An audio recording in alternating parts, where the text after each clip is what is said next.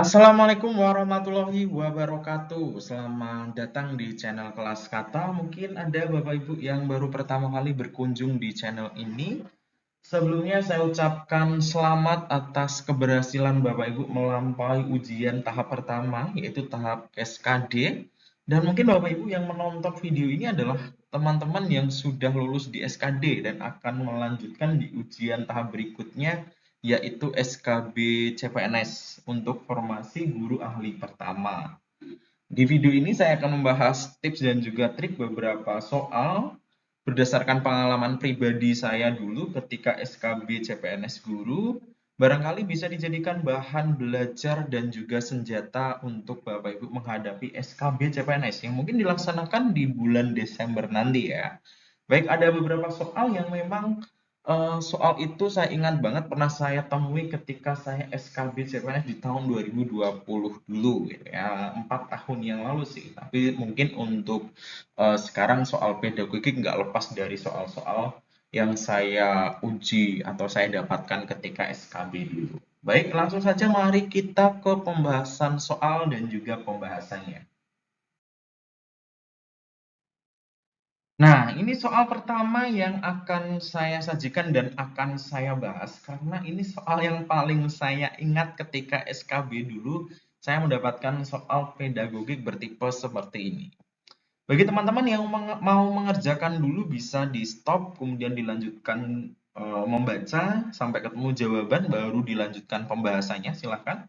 Tetapi ini saya akan lanjut untuk membaca soal dan pembahasannya. Seorang guru mengajar suatu materi di kelas 11 yang terdapat 36 siswa menggunakan model inquiry. Di akhir pembelajaran, beliau melakukan asesmen sumatif. Asesmen sumatif itu asesmen yang dilakukan di akhir pembelajaran untuk mengukur capaian pembelajaran. Dari hasil asesmen didapatkan 8 siswa telah mencapai KKTP. KKTP itu kalau dulu namanya KKM ya. Intinya sederhananya itu adalah batas ketuntasan ya. Untuk di bawah berarti tidak tuntas, di atas KKTP atau KKM berarti tuntas. Dengan predikat sangat baik, berarti ini tuntas ya. 5 siswa mendapat peringkat baik, baik berarti tuntas. Dan sisa pencapaiannya kurang atau tidak melampaui KTP. Tindak lanjut yang dilakukan oleh guru berdasarkan hasil asesmen tersebut adalah ini jumlah pesertanya ada 36 ya, 36 peserta didik. Kemudian yang tuntas ada 8 tambah 5 berarti 13, berarti 13. Berarti yang tidak tuntas banyak banget nih. 23 ya, 23 yang tidak tuntas. Nah, tindak lanjutnya apa nih? A. Melanjutkan materi berikutnya karena sudah selesai melakukan proses pembelajaran sesuai dengan modul ajar yang telah disusun. Ini jelas nggak bisa dilakukan ya, karena ada siswa yang tidak tuntas, nggak boleh serta-merta langsung pindah ke materi berikutnya. Memberikan remedial kepada siswa yang tidak tuntas dan melakukan pengayaan terhadap siswa yang telah mencapai KKTP. Oke, soal ini rumusnya gini. Salah satu rumus yang harus teman-teman ingat adalah ketika lebih dari 50% peserta didik tidak tuntas atau tidak mencapai KKM ataupun KKTP, maka pembelajaran tersebut harus diulang. Kenapa? Asumsinya lebih dari 50%. Jadi sebagian besar peserta didik itu tidak berhasil. Itu bukan salah peserta didiknya, itu pasti salah perencanaan gurunya. Entah KKTP-nya terlalu tinggi, entah penggunaan model, metode, medianya kurang sesuai, atau alat asesmennya yang salah. Yang jelas, ketika ketidakberhasilan lebih dari 50%, bukan salah siswa, maka nggak bisa tuh namanya remedial ya. Jadi B ini remedial jelas salah. C. Melakukan pembelajaran ulang kepada siswa yang belum tuntas dan dengan strategi yang berbeda dan dilakukan lebih serius. Oke, pembelajaran ulang ini sesuatu hal yang harus dilakukan ketika pembelajaran tidak berhasil atau yang tidak tuntas lebih dari 50%. Tetapi C ini menjadi opsi yang kurang sesuai. Kenapa? Karena pembelajaran ulangnya hanya siswa yang belum tuntas. Ya, ini sama hanya dengan remedial ini ya. Dan ini jawabannya salah. Melakukan pembelajaran ulang kepada seluruh siswa menggunakan strategi yang berbeda. Strategi ini mencangkup media, model, metode, pendekatan mungkin ya. Iya, jawabannya adalah D ini pembelajaran harus diulang. dengan model metode media yang berbeda. Kenapa ya? Ini ibaratnya pembelajaran ini gagal karena lebih banyak yang tidak berhasil daripada yang berhasil. Yang peserta didik yang tidak tuntas diberikan ujian ulang dengan soal yang lebih mudah. Ya meskipun ini konsep remedial yang salah sih ya, tetapi ini juga nggak bisa dilakukan melihat hasil asesmen yang seperti ini. Nah, teman-teman perlu pelajari tuh, oh ketika yang tidak berhasil di atas 50% itu pembelajaran harus diulang. Itu kesalahannya pasti ada di guru. Oh, ketika pembelajaran yang tidak berhasil itu di bawah 50%, 25 atau sampai dengan 50%. Itu nanti ada tindak lanjutnya ada sendiri. Tapi setelah soal-soal ini ya. Itu teman-teman untuk soal pertama tadi yang sudah mengerjakan dulu kira-kira jawabannya sesuai dengan pembahasan saya atau tidak. Dan ini soal ini saya ingat banget ya, saya ketemu soal ini di SKB CPNS dulu. Oke, itu soal pertama, mari kita lanjut ke soal berikutnya. Soal kedua. Hasil dari penilaian yang dilakukan oleh guru pada akhir pembelajaran adalah sebagai berikut. Nilai 91 sampai 100 ada 4, nilai 84 sampai 90 ada 5 siswa, nilai 77 sampai 83 ada 7, nilai 71 sampai 76 ada 12, nilai 63 sampai 70 ada 2, nilai 50 sampai 62 ada 2. Jumlah siswanya 32. Jika KKTP-nya adalah nilai 70, hal yang harus dilakukan oleh guru selanjutnya berdasarkan data tersebut adalah A. Melanjutkan materi berikutnya, B. Memberikan remedial secara kelompok, C. Melakukan pembelajaran ulang kepada siswa yang belum tuntas, D. Peserta didik yang tidak tuntas diberikan ujian ulang dengan soal yang lebih mudah, E. Memberikan remedial secara individu kepada siswa yang tidak tuntas dan melakukan pengayaan terhadap siswa yang telah mencapai KKTP. Oke, apa nih yang akan kita lakukan melihat data seperti ini?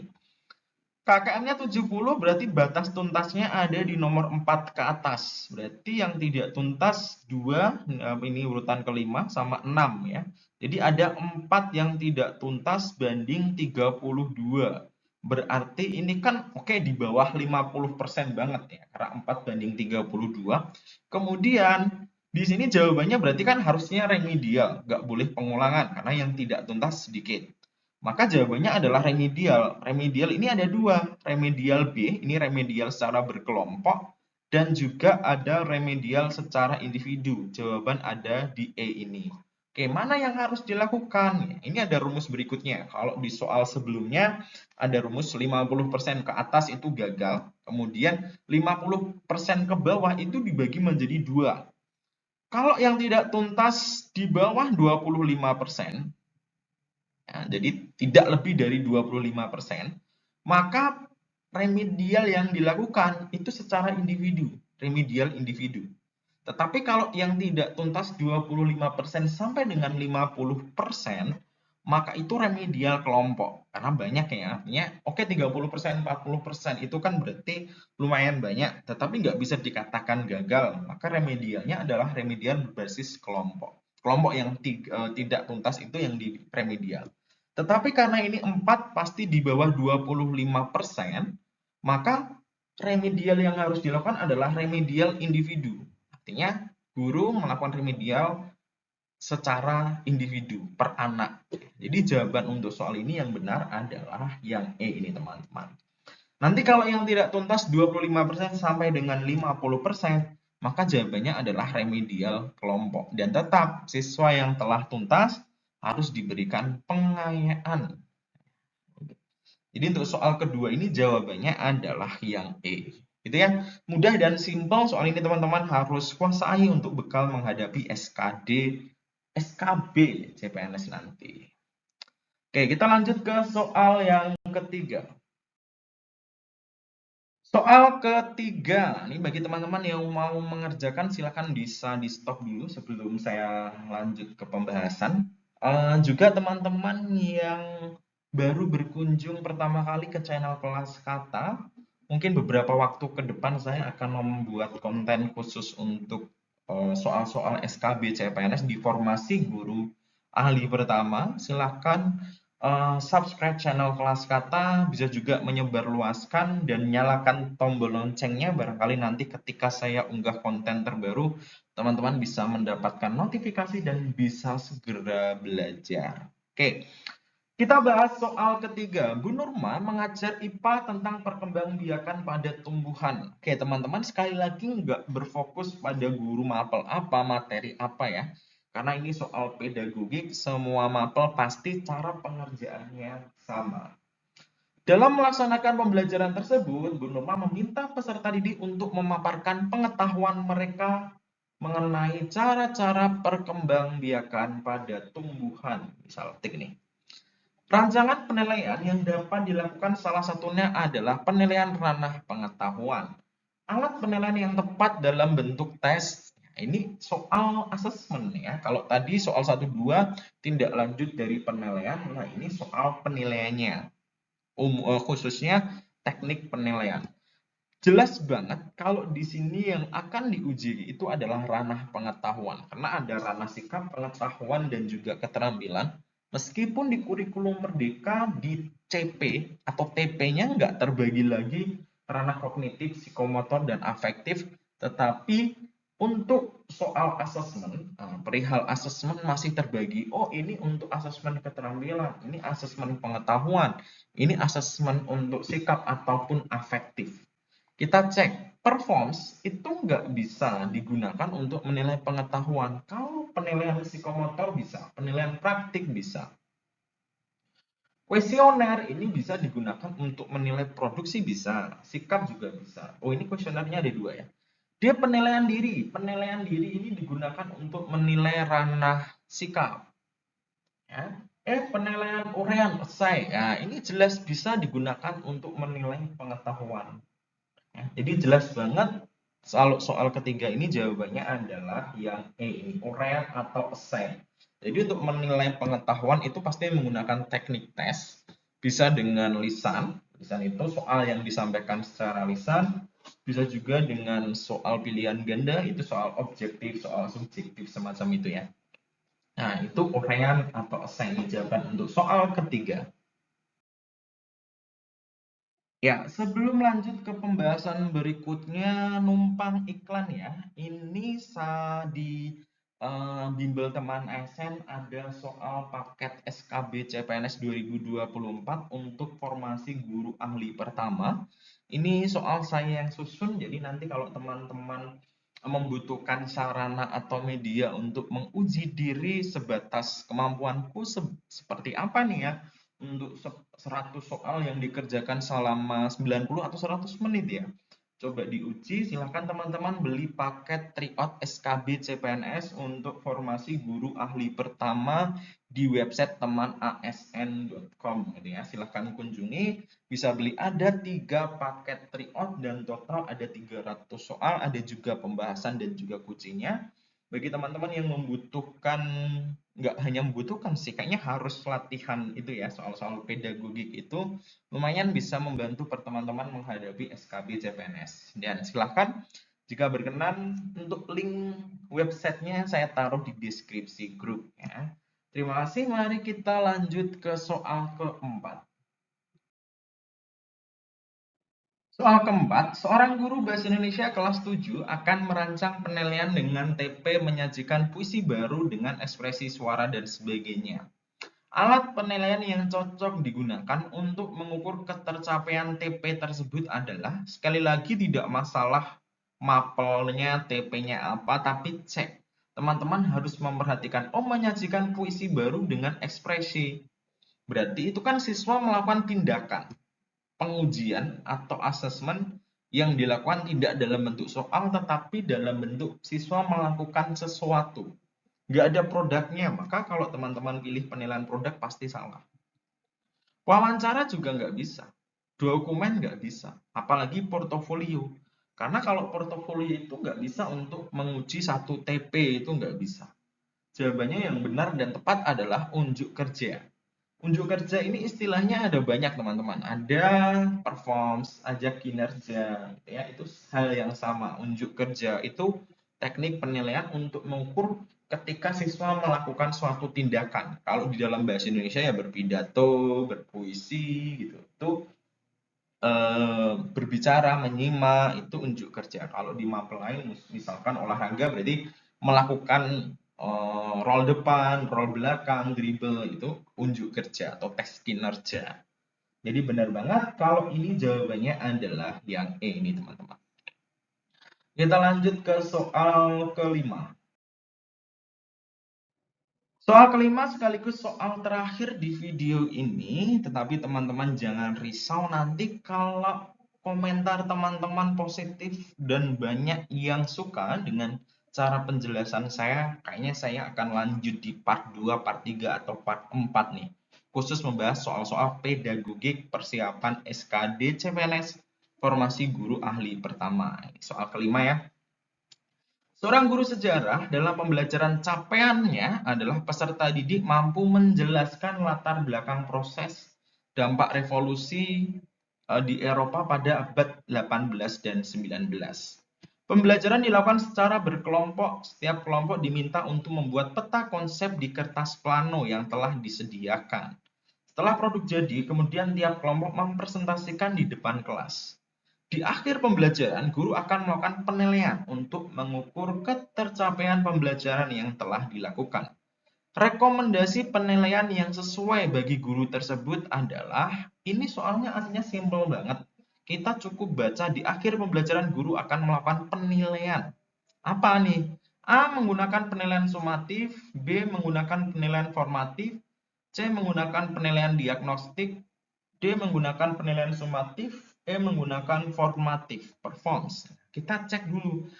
Diagnostik jelas salah, karena diagnostik nggak mungkin ada di akhir ya, karena ini pasti awal, karena di sini akhir. Nah, kita harus tahu membedakan dulu sumatif sama formatif itu bedanya apa. Pertama, kita pahami sumatif dulu, nanti pasti tahu formatif. Sumatif adalah suatu tes yang digunakan untuk mengukur ketercapaian tujuan pembelajaran.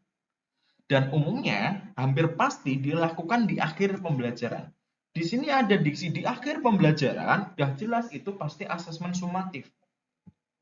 Apalagi diperjelas dengan mengukur ketercapaian pembelajaran. Kalau asesmen formatif, itu asesmen yang dilakukan selama proses pembelajaran. Jadi bisa di tengah, menjelang akhir gitu ya. Dan itu digunakan untuk menuju ketercapaian pembelajaran. Juga bisa digunakan untuk mengukur proses yang dilakukan peserta didik. Maka karena ini di akhir dan untuk membandingkan atau pengukuran ketercapaian pembelajaran, pasti ini sumatif. Kalau enggak A, ya D, sama-sama sumatif. Berikutnya adalah A. Melakukan pemberian soal uraian tertulis atau melalui penilaian produk. Kalau teman-teman belum paham, mungkin akan menjawab D, penilaian produk. Kenapa? Karena di sini peserta didik membuat kertas plano, peta konsep yang dinilai peta konsepnya. Padahal yang ditanyakan adalah penilaian pengetahuan. Tahu pengetahuan dari mana? Di sini dari CP-nya. Dari CP-nya kemudian khususnya dari KKO. Oh, menjelaskan latar belakang proses dan dampak. Oh, menjelaskan itu ada di C2. Nah, teman-teman pelajari nanti taksonomi Bloom ya, edisi revisi dari Anderson. Oh, menjelaskan di ranah pengetahuan. Sehingga yang diuji adalah pengetahuan. Lah, nggak bisa lah menggunakan produk. Maka ini jawabannya adalah yang A. Menggunakan penilaian sumatif melalui pemberian soal uraian tertulis. Kenapa tertulis uraian? Karena TP-nya, KD-nya adalah KD pengetahuan. Nggak bisa yang dinilai adalah produk. Ini yang lazim digunakan oleh Bapak Ibu. Nah, meskipun TP-nya menjelaskan latar belakang dan sebagainya, anak-anak diminta untuk membuat poster, membuat peta konsep, kemudian yang dinilai peta konsepnya itu bukan isinya, gitu ya.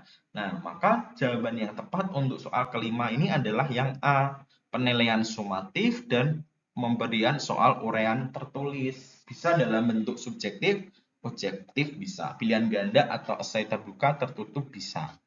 Nah, itu untuk soal kelima sekaligus soal terakhir di video ini. Nanti kalau memang ramai banyak yang membutuhkan sarana belajar khususnya persiapan SKB guru ahli pertama di bidang pedagogik, silahkan ketik di kolom chat nih. Minat enggak untuk saya buat konten-konten berikutnya gitu ya. Atau teman-teman tadi juga silahkan untuk membeli paket tryout SKB CPNS guru ahli pertama. Itu saya susun berdasarkan pengalaman pribadi ketika ujian SKB CPNS dulu. Silahkan untuk linknya saya taruh di deskripsi grup. Itu tadi pembahasan soal pedagogik yang mungkin bisa dijadikan sebagai sarana belajar teman-teman menghadapi SKB CPNS nanti. Azan baru saja berkumandang di tempat saya, karena ini saya buat maghrib ya, mungkin nanti unggahannya di setelah Isya. Nah, terima teman-teman, doa terbaik bagi teman-teman yang akan ujian bisa lulus, bisa menjadi yang terbaik dan mendapatkan mendapatkan NIP ya, para pejuang NIP. Terima kasih telah menyimak video ini. Saya akhiri. Wassalamualaikum warahmatullahi wabarakatuh.